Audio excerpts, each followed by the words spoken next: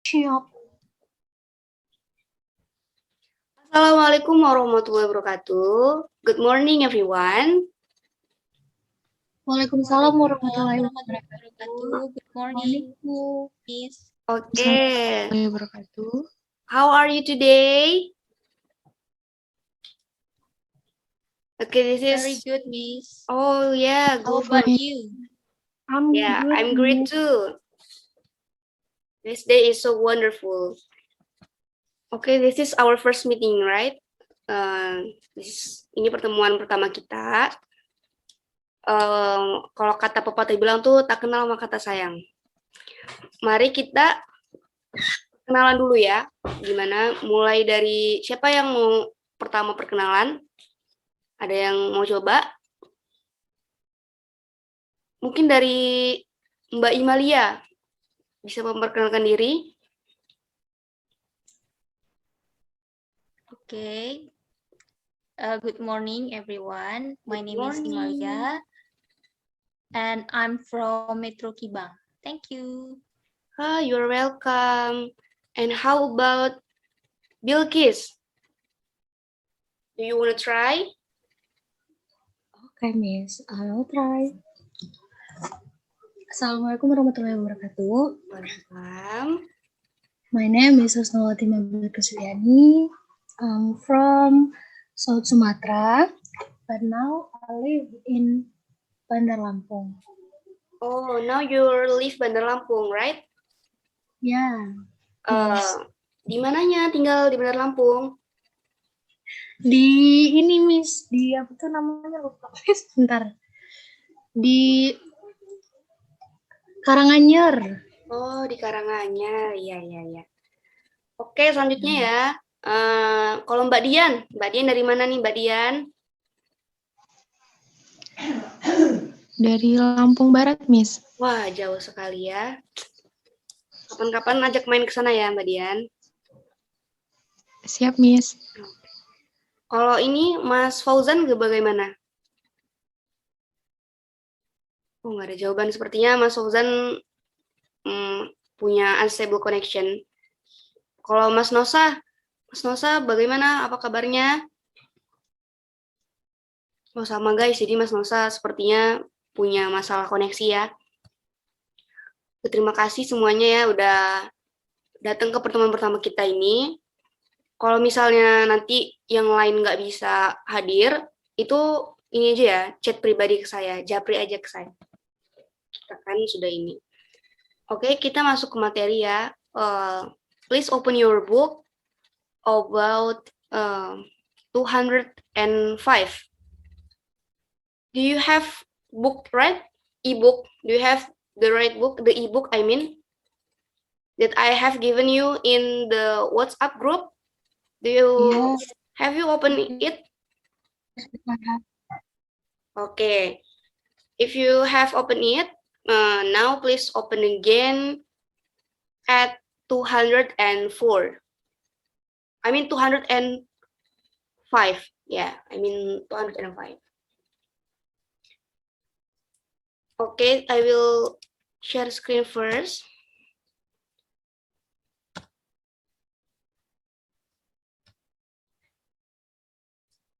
Oke, kelihatan.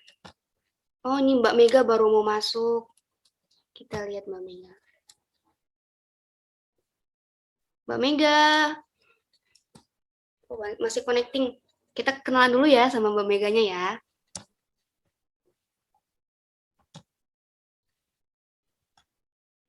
Halo Mbak Mega. Apa kabar? Mbak Mega sepertinya juga punya koneksi buruk. Halo, Miss. Oh, good. Mbak Mega dari mana?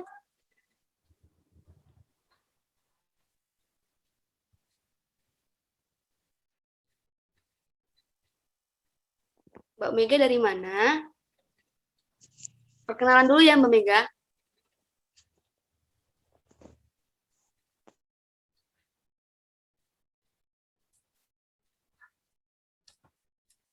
Oh, Mbak Mega punya koneksi buruk juga sepertinya.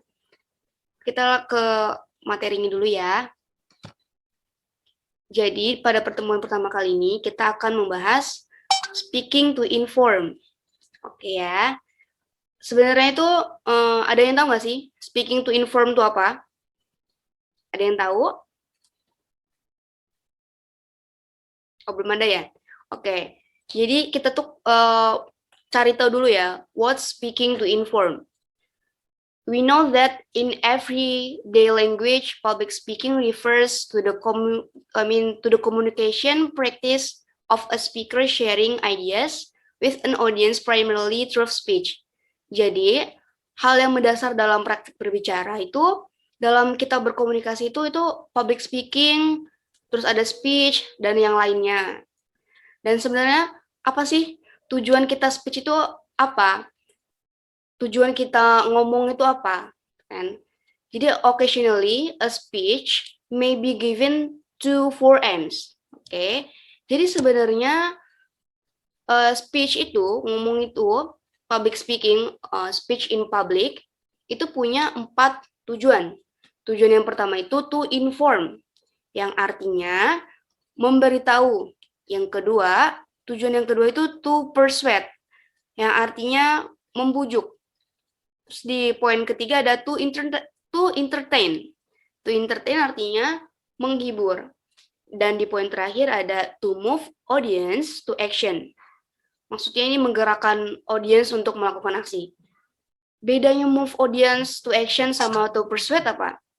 Jadi bedanya itu kalau to persuade itu dia membujuk tapi belum bisa menggerakkan yang dibujuk. Misalnya kalian ngajak teman kalian nih ke kantin, tapi karena teman kalian itu belum merasa lapar, pasti dia belum mau ikut kita kan. Jadi itu namanya to persuade. Tapi kalau misalnya to move audience to action, kita ngajak teman kita nih ke kantin karena dia ada lapar, makanya dia ikut kita. Jadi itu namanya to move audience to action. Terus dan pertemuan kali ini kita akan bahas to inform. Jadi maksudnya itu memberitahu. Di public speaking itu kayak misalnya di seminar, di pidato atau sebagainya, kita kan pasti membagi sesuatu hal yang baru untuk para audiens kita yang sebelumnya mereka nggak ngerti jadi ngerti, yang nggak tahu jadi tahu. Ini juga sesuai sama konteks kita ya. Jadi maksudnya konteks di kelas kita, kelas YouTube ini, kita itu untuk apa sih? Kita konten itu untuk apa? Kita buat konten, buat karya, itu untuk apa? Untuk memberitahu kepada penonton-penonton kita kan, kepada viewers, memberitahu sesuatu informasi, agar mereka tahu, yang tadinya mereka nggak tahu jadi tahu, yang nggak paham jadi paham. Dan untuk ngasih tahu ke mereka ini, nggak cuman asal ngomong, jadi harus ada sebuah data yang terkonfirmasi dan terverifikasi. Ya, gitu. Jadi di speech ini tadi tuh ada 4 tujuan. Yang kayak pertama to inform, yang kedua to persuade, yang ketiga to entertain, yang keempat to move audience to action. Oke, selanjutnya ya, di next slide. Speaking to inform is one of the most important skills everyone can develop. Kenapa sih speaking to inform itu salah satu poin yang penting dalam skill poin terpenting yang setiap orang tuh bisa untuk mengembangkannya. Yang pertama itu, alasan pertama kenapa speaking to inform itu sangat penting. Yang pertama tuh informative speaking is vital to success in business. Ya, jadi berbicara informatif ini berbicara yang ada infonya, itu sangat penting untuk sukses dalam bisnis. Kenapa? Karena ada di sebuah survei, in one survey, informative speaking was ranked as the most important speech skill in the workplace. Maksudnya itu pernah dalam sebuah survei gitu, berbicara informatif itu menduduki peringkat sebagai keterampilan berbicara yang paling penting di tempat kerja. In another survey, 62% of the respondents said they use informative speaking almost constantly. Artinya dalam survei lain ini, 62% responden mengatakan kalau mereka itu menggunakan bahasa informatif hampir terus-menerus. Iya nggak sih, kita pasti butuhin informasi kan. Jadi kita berbicara informasi itu kayak udah sebuah kebutuhan di daily activity kita, udah di kebiasaan hidup kita tuh ada namanya berbicara informasi. Di poin kedua, the reason why speaking to inform is the most important skill is nor are people in business the only ones who rely on informative speaking. Maksudnya itu nggak dalam dunia bisnis juga loh penting to inform, speaking to inform ini di mana-mana juga penting loh sebenarnya. Kayak misalnya there are endless situation in which people need to inform others. Ya kayak sebelumnya saya bilang itu ada situasi yang nggak berujung di mana orang itu perlu memberitahu orang lain, memberitahu info. Kita tuh ya hidup tuh selalu dikelilingi dengan info. Terus yang kedua, itu alasannya itu the ability to convey knowledge and understanding will prove valuable to students throughout their lives. Jadi kemampuan seseorang yang bisa menyampaikan pengetahuan dan pemahaman itu pasti akan berharga bagi siapa aja yang dengar. Terutama kayak bagi siswa-siswa nih, kalau misalnya dikasih tahu guru, paham pasti kan kita bakal paham terus nih. Kayak misalnya waktu kecil, siapa yang ngajarin kalian 1 tambah 1? Kalau saya, yang ngajarin saya itu ibu saya. Jadi saya ingat terus, entah kenapa kalau saya belajar matematika itu saya ingat tentang ibu saya gitu, tentang yang dulu 1 tambah 1 itu. Jadi kayak sebuah memorable gitu. Kalau kita ngajarin tentang ngajarin dan orang tuh bisa paham. Gitu. Terus di speaking to inform ini ada kriteria yang efektif, kriteria for effective informative speaking. Yang pertama itu di poin pertama ada meaningful and interesting to audience. Maksudnya gimana sih? Jadi informasinya harus berkesan dan pastinya harus membuat audiens tertarik informasi yang kita sampaikan. Poin yang kedua ada the information communicated clearly. Pastikan kalau kita ngasih tahu informasi harus jelas dari mana asalnya. Terus di poin ketiga ini ada communicated accurately. Ya, tadi seperti saya bilang sebelumnya, pastinya sebuah info yang mau kita kasih tahu ke orang itu harus sudah terverifikasi kebenarannya, terkonfirmasi kebenarannya.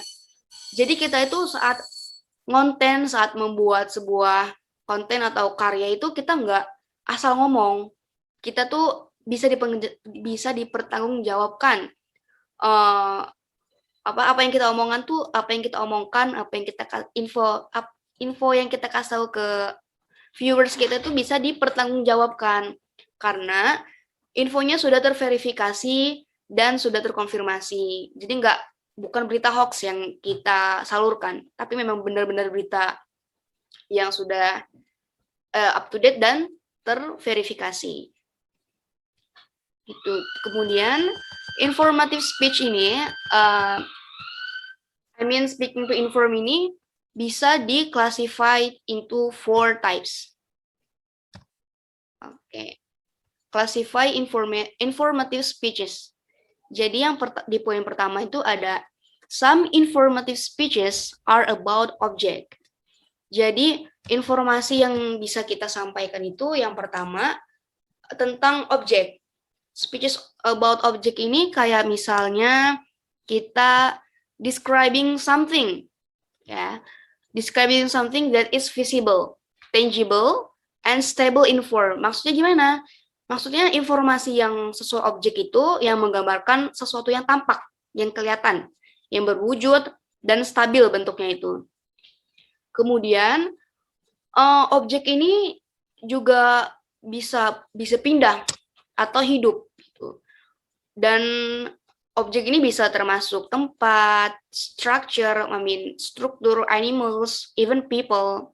Dan kita describe itu tentang objeknya itu kan. Terus speeches about objects itu need to be sharply focused. Maksudnya gimana? Maksudnya objeknya itu perlu difokuskan dengan tajam. Caranya gimana? Caranya itu a speaker cannot convey everything about an object in a brief speech.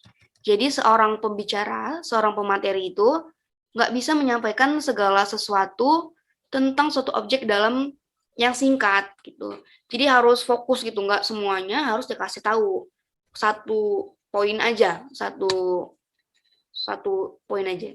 Terus yang kedua itu, it is important to choose a specific purpose that is not brought to be achieved in the allotted time. Maksudnya itu penting loh untuk memilih tujuan tertentu yang nggak terlalu luas untuk dicapai dalam waktu yang ditentukan. Kemudian speech about object ini speaking informative about object can use a variety of organizational patterns. Pidato tentang objek ini dapat menggambarkan berbagai pola organisasi. Kayak misalnya a speech about the history or evolution of an object would be arranged in chronological order. Jadi informasi yang kita sampaikan itu tentang sejarah atau evolusi dari objeknya yang bisa disusun sesuai secara kronologis, secara waktu, urutan kronologis, urutan waktu. Terus a speech about object ini juga the main features of an object might be arranged in spatial orders. Ya. Jadi maksudnya itu fitur utama suatu objek mungkin diatur dalam urutan spasial. Urutan spasial itu kayak urutan tempat kejadian. Kronologis sama urutan spasial hampir beda ya. Kalau kronologis kan urutan waktu. Kalau spasial ini urutan tempatnya, tempat kejadiannya. Terus di poin ketiga ini ada most informative speech about objects will fall into topical order. Dinyatakan dalam kesimpulan atau gagasan utama. Kemudian dijelasin. Jadi kalau kita nginfo sebuah objek, misalnya kita lagi ngonten objek nih, kita bisa pakai tentang kesimpulan kita, in our perspective, in our pendapat kita, terus dijelasin gitu tentang kayak kita nge-describe tentang tempat nih, misalnya kita buat konten untuk YouTube kita describe kayak buat vlog tentang tourism, kita kan nge-describe tempatnya kan. Nah, kita bisa pakai kayak, menurut saya tempat ini recommended banget nih buat kalian kunjungi gitu.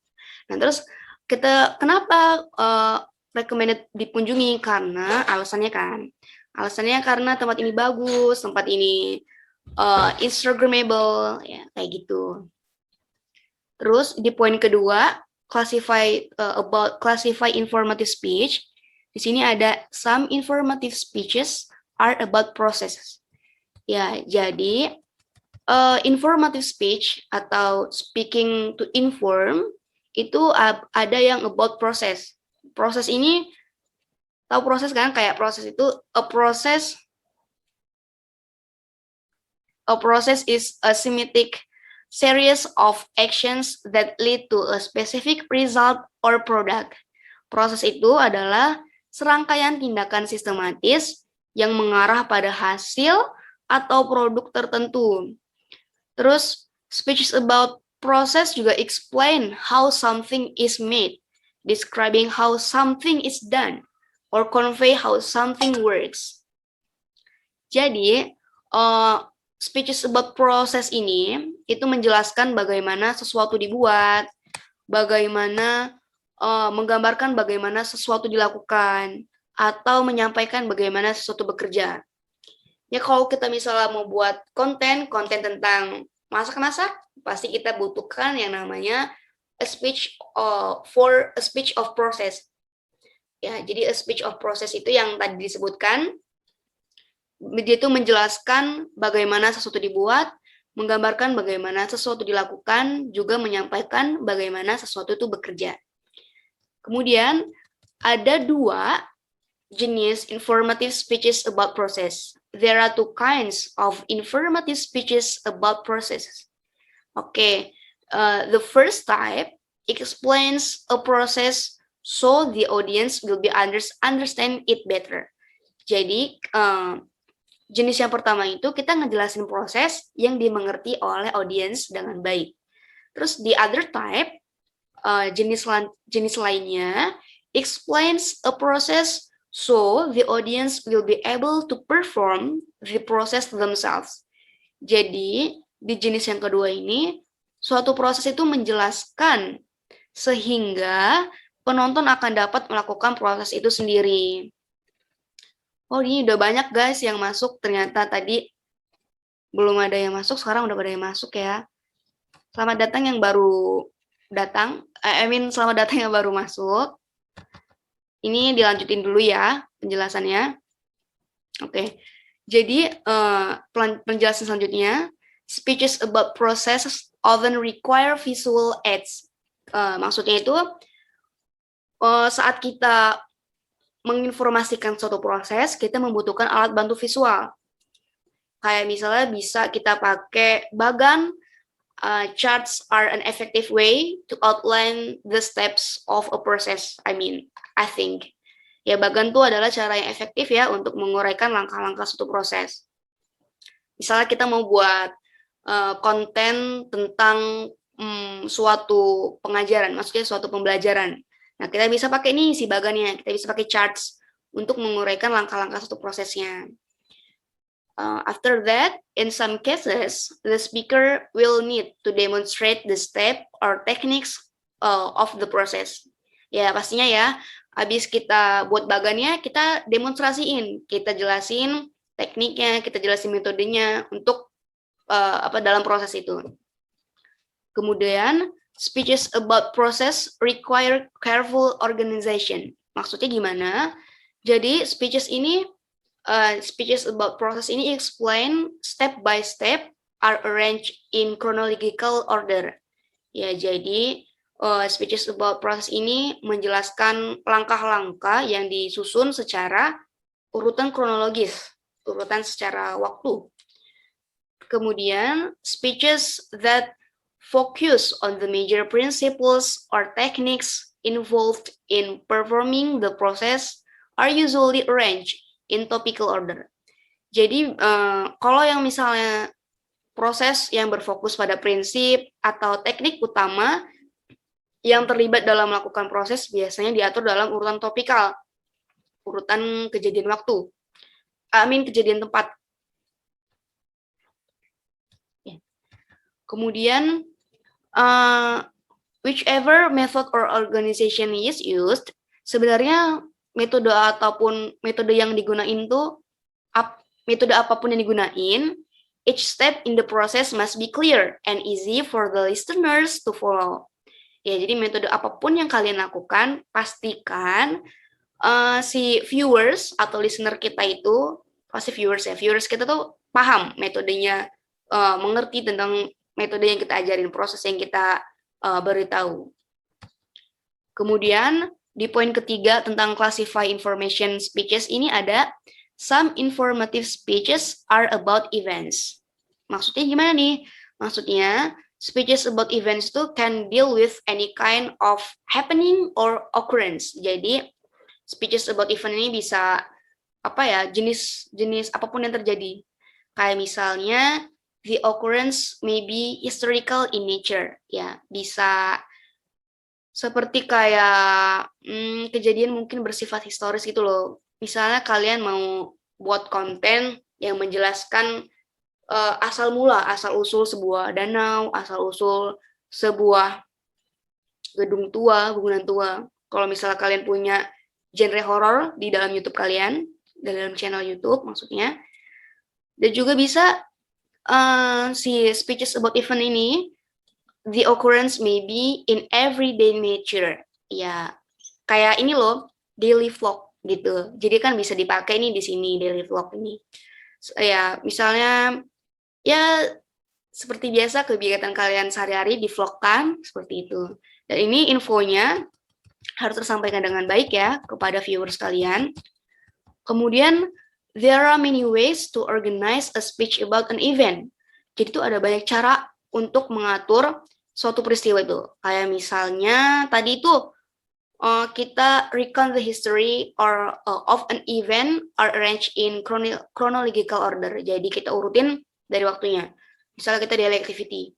Jadi kita record dari pagi nih sampai malam, sampai buka mata, sampai nutup mata lagi. Terus bisa juga speeches ini that analyze the causes and effects of an event are arranged in casual order. Kalau ini yang ini ya, yang kita nge-review tentang misalnya bangunan tua nih, cause effect, analyze cause effect gitu. Terus speeches that deal with particular elements of an event are usually arranged in topical order. Ya kalau misalnya ada elemen khusus, biasanya diatur sama topikal gitu. Kemudian di poin keempat tentang classify informative speech, itu ada some informative speeches are about concepts. Maksudnya gimana? Jadi some informative speeches are about concept ini speeches yang tentang konsep. Konsepnya itu convey information concerning like beliefs, theories, principles, or other abstract subjects. Ya kayak menginformasikan tentang kepercayaan, tentang teori-teori gitu, tentang prinsip, atau tentang subjek-subjek gitu. Terus speeches about konsep ini biasanya disusun dengan topical order gitu. One common approach is to enumerate the main features or aspect of the concept. Maksudnya gimana? Salah satu pendekatan yang umum dalam salah satu pendekatan yang umum itu adalah menghitung fitur atau aspek utama dari konsep. Terus yang kedua itu ada a more complex approach is to define the concept, identify its major elements, and illustrate it with specific examples. Jadi mendefinisikan konsep, mengidentifikasikan elemen-elemen utamanya, dan mengilustrasikannya dengan contoh-contoh spesifik. Yet another approach is to explain competing schools of thought about the concept. Namun, ada juga nih pendekatan lain untuk menjelaskan aliran pemikiran yang bersaing dengan konsep tersebut. Kemudian, speeches about concepts are often more complex than other kinds of informative speeches. Ya kan, pastinya ya, kalau kita mau informasi tentang konsep itu pasti lebih kompleks. Yang informasinya itu kompleks banget daripada yang lainnya, daripada yang sebelum-sebelumnya. Kayak misalnya kita, when discussing this concept, a speaker should avoid technical language and define terms clearly. Jelas ya kalau misalnya kita membicarakan tentang konsep, pasti si pembicara itu harus menghindari bahasa teknis dan mendefinisikannya istilah dengan jelas. Gitu. Kemudian ada a speaker should also use examples and comparisons to make concepts understandable to listeners.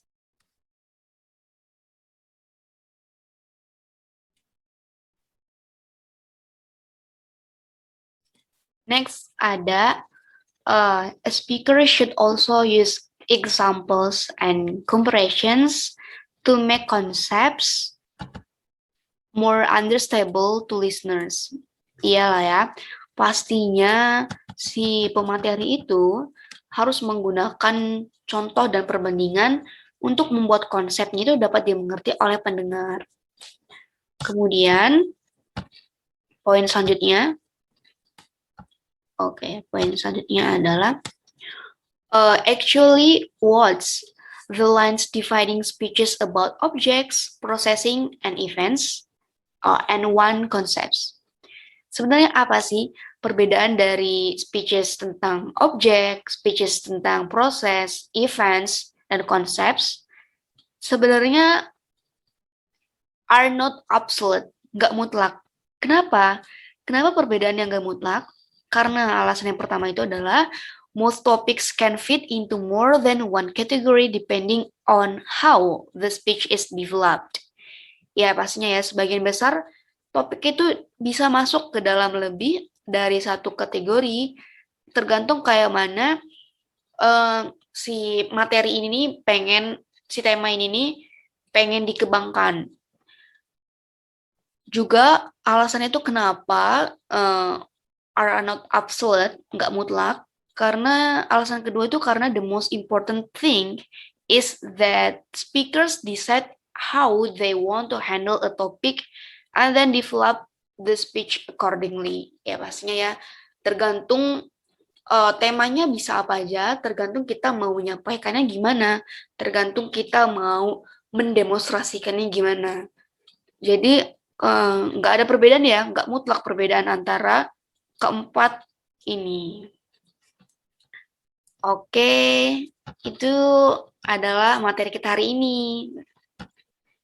Gimana, ada yang ditanyakan kepada teman-teman sekalian? Apakah ada yang masih mengganjal di hati? Sepertinya tidak ada ya. Kalau kalian ada pertanyaan, bisa chatting me in personal, japri saya aja kalau ada yang ingin ditanyakan, kalau kalian malu gitu ya bisa japri saya aja. Oh ya, untuk hari ini yang tidak mengikuti pertemuan kali ini siapa ya?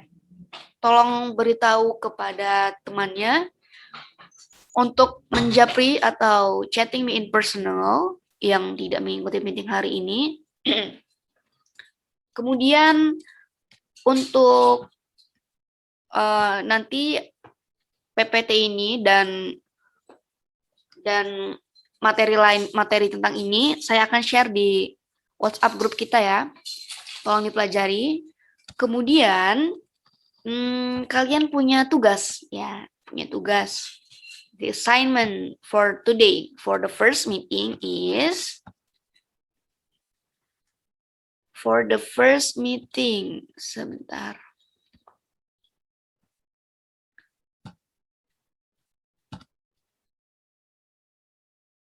Okay, the assignment for our first meeting is kamu membuat tentang presenting any word or event, promote a product, speech with free themes. Ya, jadi tugasnya pilih salah satu dari tema yang barusan saya berikan ya. Yang pertama ada presenting word for or event, jadi mempresentasikan tentang word atau event. Yang kedua ada promote a product, mempromosikan produk. Yang ketiga ada speeches with free themes, berpidato dengan bebas ya temanya. Jadi ketiga ini bebas temanya mau apa aja pilih aja. Terus untuk pengumpulannya nanti saya kirim Google Form-nya ya. Jadi nanti kalian tag videonya terus diupload di YouTube kalian masing-masing. Nanti saya kirimkan link untuk mengirimkannya, link Google Form-nya di grup kelas kita ya. Nanti tolong kirim di situ aja ya. Dan the deadline is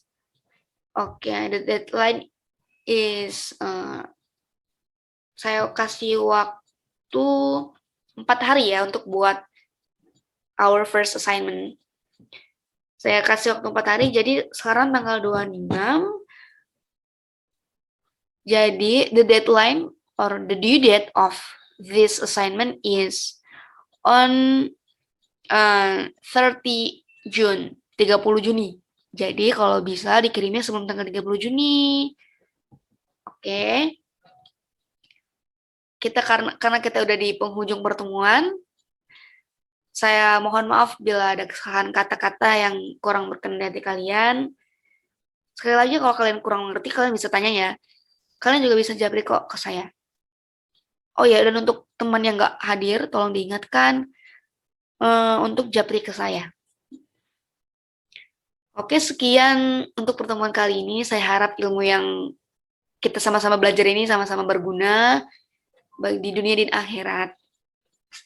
Saya akhiri. Wabillahi taufiq wal hidayah. Wassalamualaikum warahmatullahi wabarakatuh. Goodbye everyone.